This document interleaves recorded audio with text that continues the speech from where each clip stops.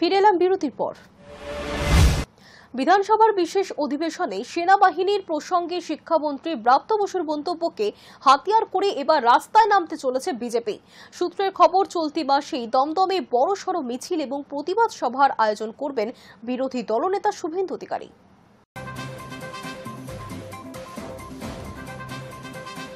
বিধানসভার বিশেষ অধিবেশনে সেনাবাহিনীর প্রসঙ্গে শিক্ষামন্ত্রী ব্রাত্য বসুর মন্তব্যকে হাতিয়ার করে এবার রাস্তায় নামতে চলেছে বিজেপি। সূত্রের খবর, চলতি মাসেই দমদমে বড়সড় মিছিল ও প্রতিবাদ সভার আয়োজন করবেন বিরোধী দলনেতা শুভেন্দু অধিকারী। লক্ষ্য, ব্রাত্যের বিধানসভা এলাকার ভোটারদের কাছে পৌঁছে দেওয়া যে বাংলার শিক্ষামন্ত্রী ভারতীয় সেনাবাহিনীকে অপমান করেছেন। প্রসঙ্গত অধিবেশনে আলোচনার সময় ব্রাত্য বলেন, আমাদের রাজনৈতিক আন্দোলনের মঞ্চ সেনাবাহিনী ভেঙে দিল। তখন আমার মনে পড়ছিল 1971 সালের 25শে মার্চের রাতের কথা, যখন বাংলাদেশের ঢাকায় পাক সেনারা গুলি চালিয়েছিল। এই মন্তব্যকে কেন্দ্র করে ক্ষোভে ফেটে পড়ে বিজেপি শিবির। অধিবেশনে প্রবল আপত্তি জানিয়ে সরব হন বিরোধী দলনেতা। শেষমেশ তাকে সাসপেন্ডও করেন স্পিকার বিমান বন্দ্যোপাধ্যায়। অধিবেশন ছেড়ে বেরিয়ে এসেও বিরোধীরা বিষয়টি ছাড়েনি। শিক্ষামন্ত্রীর বক্তব্যের রেকর্ডিং ভাইরাল করতে শুরু করেছে বিজেপির নেতৃত্ব। এখন লক্ষ্য সরাসরি দমদমের মাটিতে নেমে মানুষের কাছে পৌঁছানো। শুভেন্দুর দাবি, সেনাবাহিনীকে পাকিস্তানি সেনার সঙ্গে তুলনা করছেন শিক্ষামন্ত্রী। আমরা এই বার্তা প্রতিটি ভোটারের কাছে পৌঁছে দেব। রাজনৈতিক মহলের মতে, পুজোর মরশুম শুরু হওয়ার আগে ব্রাত্যের কেন্দ্রেই সরব হতে চাইছে বিজেপি, কারণ দমদমের ভোটারদের মন জয় করাই এই মুহূর্তে নন্দীগ্রামের বিধায়কের প্রধান কৌশল। শুধু দমদম নয়, ব্রাত্যের মন্তব্যকে হাতিয়ার করে রাজ্য জুড়েই আন্দোলনের পরিকল্পনা রয়েছে বিজেপির একাংশের। ফলে উৎসবের আগে আবারও রাজনীতির ময়দান গরম হতে চলেছে বলে মনে করছে ওয়াকিবহল মহল। Hi news network.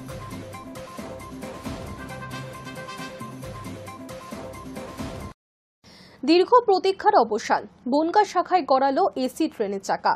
শুক্রবার সকালে রানাঘাট থেকে ট্রেনটি বনগাঁ হয়ে রওনা দিয়েছে শিয়ালদার উদ্দেশ্যে। স্বাভাবিকভাবেই এই ট্রেন নিয়ে যাত্রীদের আগ্রহ চোখে পড়ার মতো। একই সঙ্গে শিয়ালদা কৃষ্ণনগর শাখায় চালু হয়েছে এসি ট্রেন। দীর্ঘ প্রতীক্ষার অবসান, বনগাঁ শাখায় গড়ালো এসি ট্রেনের চাকা। শুক্রবার সকালে রানাঘাট থেকে ট্রেনটি বনগাঁ হয়ে রওনা দিয়েছে শিয়ালদহের উদ্দেশ্যে। স্বাভাবিকভাবেই এই ট্রেন নিয়ে যাত্রীদের আগ্রহ চোখে পড়ার মতো। একই সঙ্গে শিয়ালদহ কৃষ্ণনগর শাখায়ও চালু এসি ট্রেন। সম্প্রতি শিয়ালদহ রানাঘাট শাখায় চালু হয়েছিল এসি লোকাল ট্রেন। তখনই জানা গিয়েছিল আরও 2টি শাখায় চালু হবে এই বিশেষ পরিষেবা। সেই মতো 5 সেপ্টেম্বর থেকে বনগাঁও কৃষ্ণনগর শাখায় চালু হল এসি লোকাল ট্রেনের পরিষেবা। শুক্রবার সকাল 7:11 রানাঘাট স্টেশন থেকে ছাড়ে বনগাঁ শাখার ট্রেনটি। 7:44 বনগাঁ স্টেশনে পৌঁছায়। ঘড়ির কাঁটায় 7:55 বনগাঁ থেকে রওনা হয় শিয়ালদহের উদ্দেশ্যে। মাঝে দীর্ঘ প্রায় 80 কিলোমিটার পথ অতিক্রম করে বনগাঁ থেকে শিয়ালদহে পৌঁছায় ট্রেনটি। মাঝে Thakurnagar, Gobardanga, Habra, Duttapukur, Barasat, Madhyamgram, Dum Dum cantonment, Dum Dum junction, Bidhannagar road স্টেশনে ট্রেনটি থামে।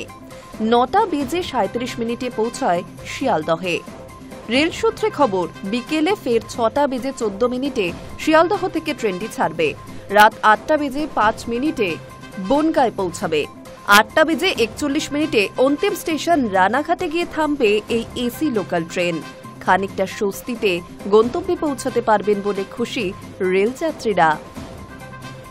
High news network. সাত সকালে কাউন্টারে লম্বা লাইন কেন? কারণ বনগাঁ লোকাল এবার এসি। ভাবতেও পারছেন না যাত্রীরা। বনগাঁ লাইনেও এসি ট্রেন হওয়ায় খুশি যাত্রীরা। আগামী দিনে আরও ট্রেন চালানো হবে বলে জানিয়ে দিলেন রেল কর্তৃপক্ষ। শিয়ালদা শাখার প্রায় সব লোকাল ট্রেনেই চোখে পড়ে বাদুড়-ঝোলা ভিড়। তবে বনগাঁ শাখার ভিড় বরাবরই সকলকে ছাপিয়ে যায়। ব্যস্ত সময় স্টেশনে বনগাঁ লোকাল ঢুকলেই দেখা যায় কিভাবে গেটের কাছে ঝুলতে ঝুলতে যাচ্ছেন নিত্যযাত্রীরা। সেই বনগাঁ লোকাল এবার এসি। যাত্রীদের কাছে যেন হাতির চাঁদ পাওয়ার মতো ঘটনা। শুক্রবার সকালে প্রথমবার ওই রুটে ছুটল এসি লোকাল। শিয়ালদা ভায়া বারাসাত বনগাঁ রানাঘাট রুটে এসি লোকাল চালু হয়েছে। শুক্রবার সকালে প্রথম ছাড়ে সেই ট্রেন। শুক্রবার রানাঘাট থেকে বনগাঁ হয়ে শিয়ালদার উদ্দেশ্যে রওনা দেয় এসি লোকাল ট্রেন। সকাল 7:42 বনগা পৌঁছয় এসি লোকাল। টিকিট কেটে ট্রেনে উঠে পড়েন যাত্রীরা। প্রত্যেকের মুখেই হাসি। এক যাত্রী বলেন, আজ প্রথমবার এসি লোকালে চড়ার অভিজ্ঞতা হলো। আরামদায়ক সিট, ঠান্ডা হাওয়া আর ঝকঝকে কামরা। ট্রেনের ভিড়ভাট্টার মাঝেও একটু স্বস্তি মনে হলো। সত্যি দারুণ লাগলো। সকাল থেকেই বনগা স্টেশনে টিকিট কাটার জন্য লম্বা লাইন পড়েছিল টিকিট কাউন্টারে। এতদিন পর বনগা শাখায় এসি লোকাল আসায় খুশি যাত্রীরা। ধন্যবাদ জানালেন রেল কর্তৃপক্ষকে। খুব ভালো লাগছে, এই প্রথম পেলাম। Thank you so much. রেলমন্ত্রীকে আমি অসংখ্য ধন্যবাদ জানাই। এটা আমরা অনেক দিনের আকাঙ্ক্ষা ছিল, আমাদের ফুলফিল হয়েছে। Thank you so much. Bongaon থেকে যে কোনোদিন এসি লোকাল ট্রেন চলবে এটা যাত্রীরা ভাবতেও পারেননি। এত ফাঁকা ট্রেনেও যে যাতায়াত করা যায় সেটাই ভাবতে পারছেন না তারা। আগামী দিনে আরো এসি লোকাল আনার কথা ভাবছে রেল কর্তৃপক্ষ। যাত্রীরা, আমি এই ট্রেনেই এলাম বনগা থেকে, যেটা আসলো ট্রেনে যাত্রী সংখ্যা চোখে পড়ার মতো ছিল।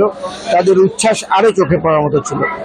তারা বললেন যে এই প্রিমিয়াম সার্ভিস রাখার জন্য এই ভাড়া ঠিক আছে।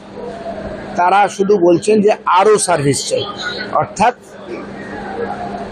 যাত্রীদের চাহিদা এবং তাগিদের দিকে মর্যাদা দিতে আমাদের ভবিষ্যতে আরও ট্রেন চালাতে হবে। ডিআরএম রাজীব সাক্সেনা সাহেব অলরেডি রেলওয়ে বোর্ডের সঙ্গে কথা বলেছেন, আরও ট্রেন আসবে, আরও সার্ভিস চালু হবে। শিয়ালদা থেকে বনগা পর্যন্ত ওই ট্রেনের ভাড়া 120 টাকা। ওই রুটে সর্বনিম্ন 35 টাকা এবং সর্বোচ্চ 150 টাকা ভাড়া ধার্য করা হয়েছে। কিছু যাত্রীর মন্তব্য, টিকিটের দামটা একটু কম হলে ভালো হতো সকলের জন্যই, কারণ এখানে প্রত্যন্ত অঞ্চলের লোকজন থাকেন, তাই কম ভাড়া হলে ভালো হয়। High news network. তৃণমূল কংগ্রেসের রাজ্য সাধারণ সম্পাদক কুণাল ঘোষের বিরুদ্ধে মামলা বিজেপি নেতা মিঠুন চক্রবর্তীর। 100 কোটির মানহানির মামলা করেছেন বলে সূত্রে খবর। আর এই ঘটনার পাল্টা দিলেন কুণাল ঘোষও।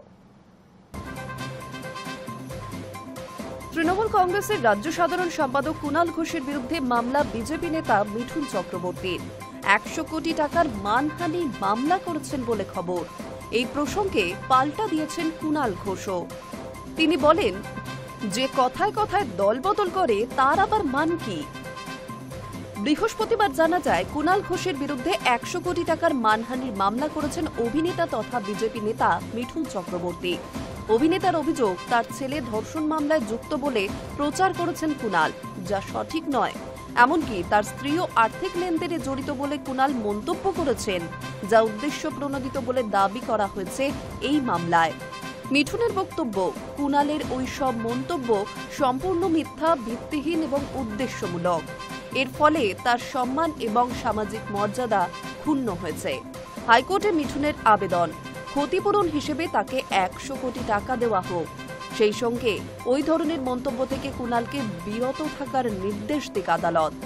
এই প্রসঙ্গে কুণালের সাফ প্রতিক্রিয়া, যার মান থাকে তিনি তদন্তের ভয়ে এতবার দল বদল করেন নাকি? কোর্টে দেখা হবে। আমিও ওর বিরুদ্ধে মামলা করেছি। 4 থেকে 5টি চিটফান্ডের সঙ্গে ওর কি সংযোগ ছিল সেটা আমি কোর্টে বলবো। পুরোটা সিবিআই তদন্ত করুক। Hi news network.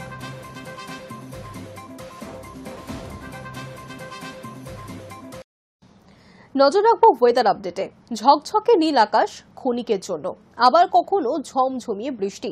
পুজোর আর বেশি দিন বাকি নেই। মহালয়া থেকে শুরু হবে ভারী বৃষ্টি।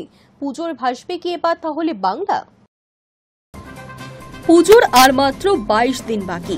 এই সময় প্যান্ডেল সাজানো থেকে শুরু করে শপিং, সবেতেই ব্যস্ত মানুষজন।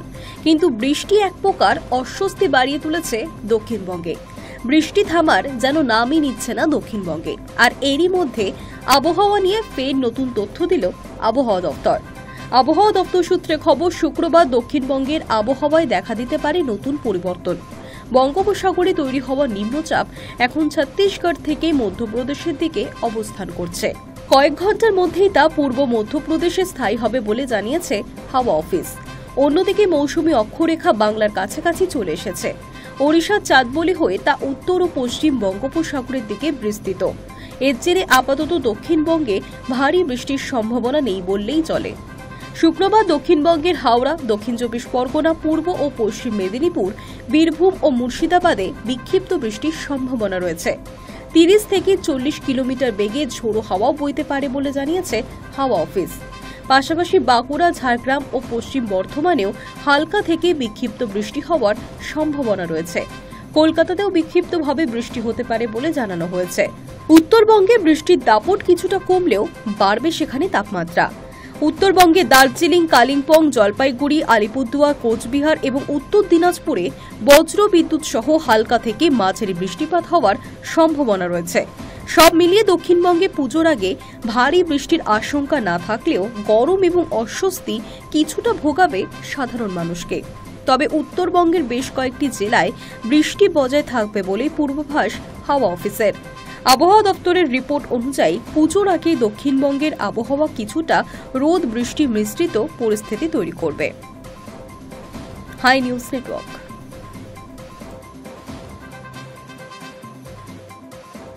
নিউজ টুডে এখনকার মতো এই পর্যন্তই। দেখতে থাকুন হাই নিউজ নির্ভীক নিরপেক্ষ।